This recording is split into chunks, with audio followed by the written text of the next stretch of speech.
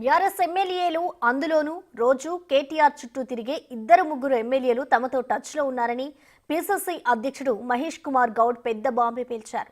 Party మారిన ఎమ్మెల్యేలపై అనర్హత వేటుకు సంబంధించి హైకోర్టు తీర్పు నేపథ్యంలో ఆయన చేసిన వ్యాఖ్యలతో బీఆర్ఎస్ పార్టీలో అలజడి మొదలైందట. మొన్నటి వరకు అనర్హత వేటు భయంతో ఆగిపోయిన ఎమ్మెల్యేలు ఇక కారు దిగేస్తారని గులాబీ నేతలు కలవరపడుతున్నారట. కేటీఆర్తో సన్నిహితంగా ఉండే వాళ్లే వెళ్లిపోతే ఇక పార్టీలో మిగిలేదెవరన్న చర్చ గులాబీ శ్రేణుల్లో జరుగుతోంది. ఇంతకీ కాంగ్రెస్తో టచ్లో ఉన్న ఇద్దరు ముగ్గురు ఎమ్మెల్యేలు ఎవరు?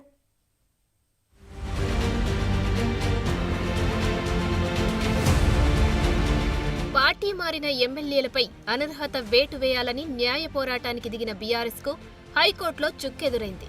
కాంగ్రెస్ లో చేరిన తమ పార్టీ ఎమ్మెల్యేలను అనర్హులుగా ప్రకటించాలని బీఆర్ఎస్ నేతలు కోర్టుకెక్కారు. అయితే హైకోర్టు ఇచ్చిన తీర్పుతో బీఆర్ఎస్ ఆశలపై నీళ్లు చల్లినట్లయింది. అనర్హతపై స్పీకర్ 4 వారాల్లో నిర్ణయం తీసుకోవాలని సింగిల్ బెంచ్ ఇచ్చిన తీర్పును డివిజన్ బెంచ్ కొట్టేసింది. స్పీకర్ కు ఎలాంటి టైం బాండ్ లేదని డివిజన్ బెంచ్ స్పష్టం చేయడంతో స్పీకర్ ఎలాంటి నిర్ణయం తీసుకోబోతున్నారనేది ఆసక్తిగా మారింది. మరోవైపు మళ్లీ వలసల పర్వానికి తెరలేస్తోందన్న టెన్షన్ గులాబీ నేతల్లో మొదలైందట.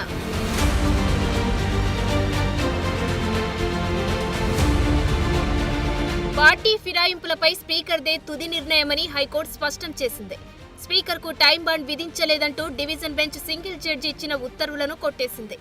రీజనబుల్ టైంలో స్పీకర్ నిర్ణయం తీసుకోవాలని హైకోర్టు సూచించింది. కంటోన్మెంట్ ఉప ఎన్నికలలో బీఆర్ఎస్ సిట్టింగ్ సీటు కాపాడుకోలేకపోయింది. కాంగ్రెస్ గెలుపుతో బీఆర్ఎస్ బలం 38కి తగ్గిపోయింది. ఇప్పటి వరకు 9 మంది ఎమ్మెల్యేలు, 6 ఎమ్మెల్సీలు గులాబీ పార్టీకి గుడ్ బై చెప్పి కాంగ్రెస్ తీర్థం పుచ్చుకున్నారు.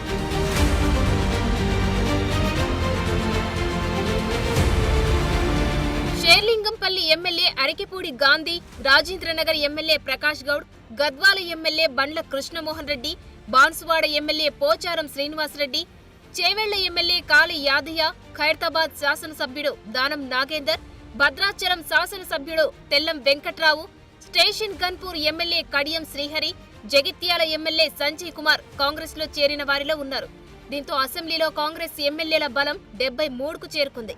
మరో 20 మంది బీఆర్ఎస్ ఎమ్మెల్యేలు, 10 మంది ఎమ్మెల్సీలు కాంగ్రెస్ లో చేరడానికి క్యూలో ఉన్నారన్న ప్రచారమూ జరిగింది.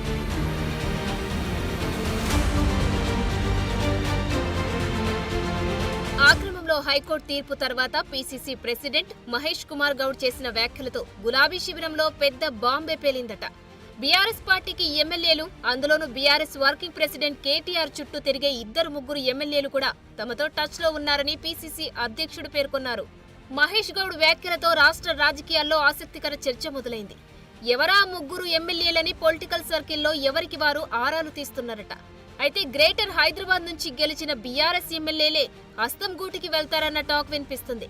ఈ మధ్య కాలంలో మాజీ మంత్రి మల్లారెడ్డి, ఆయన అల్లుడు Malkajgiri MLA Marri Rajasekhar Reddy, LB Nagar MLA Sudheer Reddy BRS కార్యక్రమాల్లో చురుగ్గా పాల్గొనడం లేదు. జీహెచ్ఎంసీ ఎన్నికల్లో కంటే ముందే ఎమ్మెల్యే సుధీర్ రెడ్డి హస్తం గూటికి వస్తారని మొదటి నుంచి టాక్ వినిపిస్తుంది.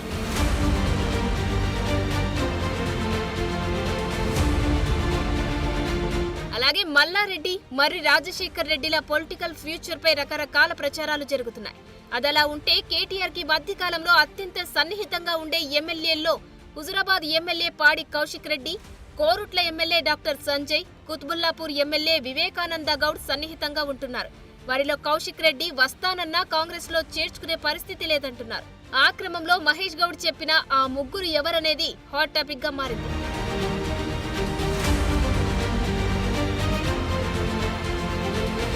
హస్తం గూటికి వస్తే మంత్రివర్గంలో చోటు కోసం బీఆర్ఎస్ ఎమ్మెల్యేలు ఆశపడుతున్నారట. అయితే ఇతర పార్టీల నుంచి వచ్చిన వారికి మంత్రివర్గంలో చోటు లేదని కాంగ్రెస్ ఇప్పటికే తేల్చి చెప్పింది. డిసెంబర్ 7 తర్వాత మంత్రివర్గ విస్తరణ ఉండే అవకాశం ఉందంటున్నారు. ఈలోపే బీఆర్ఎస్ ఎమ్మెల్యేలు అధికార కాంగ్రెస్ పార్టీలో చేరతారని మహేష్ కుమార్ గౌడ్ చెప్తున్నారు. పార్టీలో కేసీఆర్, కేటీఆర్ వైఖరితోనే పార్టీ మారేందుకు ఎమ్మెల్యేలు సిద్ధమవుతున్నారని బీఆర్ఎస్ వర్గాలే అంటున్నాయి.